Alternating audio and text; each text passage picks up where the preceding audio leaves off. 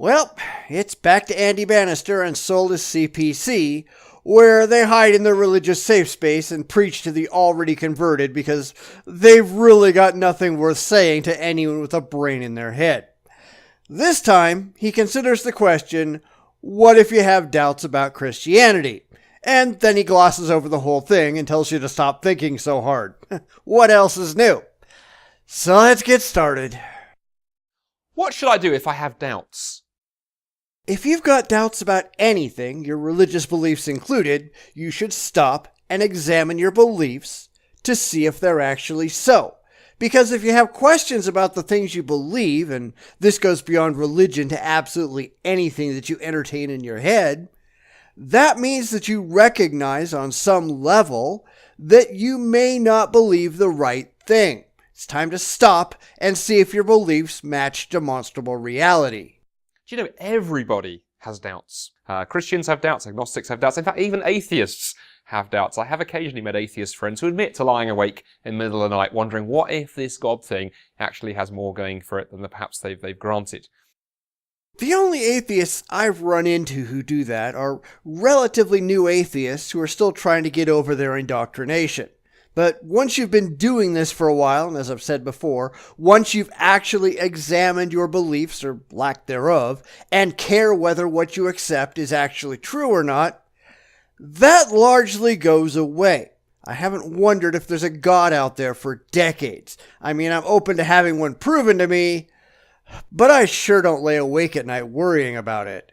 I want to start by saying there's a big difference when it comes to questions and doubts between two things. Huge difference between honest doubt and dishonest skepticism.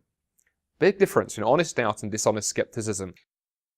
And of course, he's going to try to spin atheists as dishonest skeptics because it makes him feel bad when people point and laugh at the silly things he believes. And that's my prediction. Let's see if I'm right. What's the difference? Well, an honest doubter says, look, I've got these questions, I've got these doubts, but I want to find an answer. We all want to find answers, but the honest among us, since we're talking about honesty here, care more if what we believe is actually so than we do if what we believe makes us feel good. And unfortunately, I'm willing to bet that likes Andy here out of the honesty club. A dishonest skeptic says I have these questions and I don't want to find an answer, because not having an answer means I can hide from the possible implications of Christian faith. And there we go. I was right about him. But that's the thing. There are no implications of Christian faith if the claims made by Christianity aren't actually so. And we have no reason to think that they are. All the threats of hell and eternal damnation are laughable if Christianity is false. Therefore, worrying about the implications of God being real without any evidence for it, that's about as silly as worrying about the implications of Bigfoot or the Loch Ness Monster. How do you tell which of those camps you're in? Well, if you're an atheist or a skeptic watching this, here's the question I challenge you with. The thing that keeps you from being a Christian, if someone said to you, why are you not a Christian? And you give your reply, if that question, if that objection was removed, would you bow the knee and become a Christian? I would probably not bow the knee, but I would certainly believe that the Christian God was real. Now, this is something I've pointed out before, that the religious, and it's not just Christians that do this, but Muslims and others as well, but they don't just want atheists to accept the reality of their gods, they want atheists to join their fan club. But the only way I'd ever join their fan club is if I found it morally and intellectually compelling to do so, which I don't. If Bigfoot was proven to be real, I'd believe Bigfoot was real. I wouldn't worship Bigfoot because Bigfoot hasn't earned my adoration. The Christian God would have to earn my praise. Just existing doesn't do that. And the Christian God, according to the stories in the Bible, he's a complete douchebag. If you wouldn't, then I put it to you, you're hiding behind that question. You're using it as a smokescreen. And the Bible has some quite strong warnings about that. That's not rationality, that's foolishness. You're playing with fire. Be very, very careful. Don't use questions as a way to hide from God. Take those questions, get them answered by all means, but then follow where they lead. I have been following where they lead, and unfortunately for you, they don't lead to your religion. Sorry to burst your bubble, but most rational atheists reject religion, all religion, for cause. They're not hiding from anything. They will only accept what has been objectively demonstrated to be true. And like it or not, your gods aren't. But instead of admitting that no, you have no evidence for your gods, you'd rather pretend that atheists are somehow hiding from your religion behind a smokescreen, which simply isn't true. You're just making a fool of yourself, Andy. Something that unfortunately you're very good at. But what about people who are genuinely wrestling with doubt? Well, the Bible says some quite positive things here, actually. Jesus said, "Come to me, seek, and you will find." I genuinely believe that if you push into your questions, there are answers to all of the difficult questions about faith. That certainly might be my experience of following Jesus for 25 years. Again, all you're doing is assuming that the things you believe are true and pretending that anyone who rejects your belief must know that you're right, but they're just hiding for some reason. And that's patently absurd and more than a little offensive to actual skeptics. But what's interesting, it's one of my favourite passages of the Bible that deals with this, is in Mark chapter 9. There's a wonderful encounter described there between Jesus and a man who's wrestling with several issues, but this man is struggling to believe that Jesus can really meet his need. And he looks at Jesus and says, "Lord, I believe, I do believe in you. Please help my unbelief." And that makes no sense, at least as Andy has phrased it. Because if you believe, by definition, there can be no unbelief. But, religion is insanity, so it's no surprise that he and his book of mythology are so screwed up. And I think that's a beautiful prayer to hold on to as Christians, because you're not an inferior Christian for having doubts. You are if you stay parked in them. But if you bring those to Jesus and go, "Lord, I'm struggling to follow you. But I want to follow, I want to believe, help my unbelief." But Jesus can only help your unbelief if Jesus actually exists, and that's something we've got absolutely zero evidence for. In fact, Andy here, like a lot of religious apologists, is so buried in his blind faith that he can't even imagine that the things he believes might not be real. It's why he can't identify with people who don't buy into his crazy faith. He's a fanatic, and fanatics have something wrong with them. But one last thing to encourage you to think about.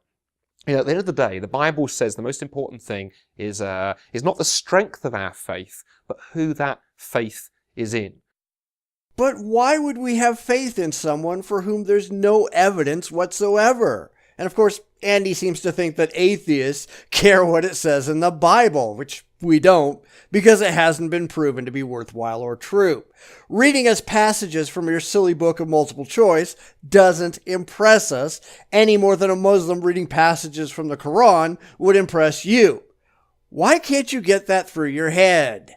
You see, you can fall into the trap of thinking that I have to have every question answered, I have to have a faith so great it makes every other Christian in history look like mere dwarves by comparison. And if I don't achieve that, then somehow I'm inferior. The Bible says no. Jesus is the one who has done it all. It's not about me, it's about him. He is the one who went to the cross to deal with my sin, and it's because of his death and his atonement, his resurrection, that I am saved, not because of my sheer work of effort. None of those claims mean a damn thing to people who don't already have blind faith in them, because none of them has any evidence to support them whatsoever. But of course, Andy's talking to believers who take his absurd beliefs seriously. He doesn't actually care about atheists, except to take another childish dig at them, as he always does. And when you have doubts, when you have uncertainties, when you have questions, bring them to Jesus, but keep your eyes fixed on him, the author and perfecter of our faith. And don't pay any attention to the man behind the curtain who benefits from your blind and unjustified adoration. Just believe. Don't think. Thinking is dangerous. If you're somebody watching this thinking, I like the look of Jesus, there is something about his message that's attractive, but I have questions, well, you know what? Join the club. And what if there's nothing attractive about Jesus? What if you think that the Christian message and the Christian God is terrible?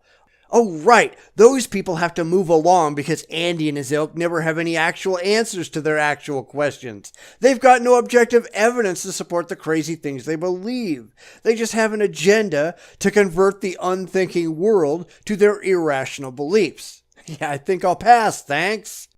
Come to him. Your questions are welcome. There's a place for honest doubt.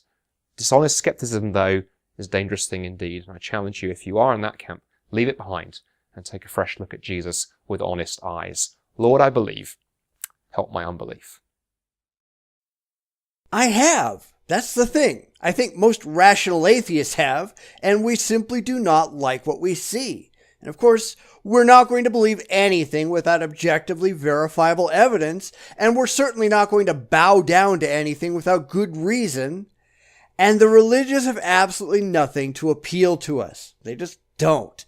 But Andy here doesn't want to talk to people who've actually thought about these things rationally. He wants blind believers and emotional reactions. He wants people to shut up, not ask questions, and just have blind faith in imaginary friends because it's supposed to feel good.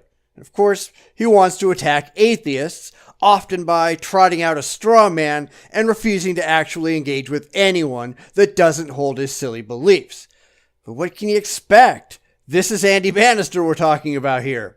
He's a perfect example of religious stupidity and irrationality, and apparently, he's proud of it.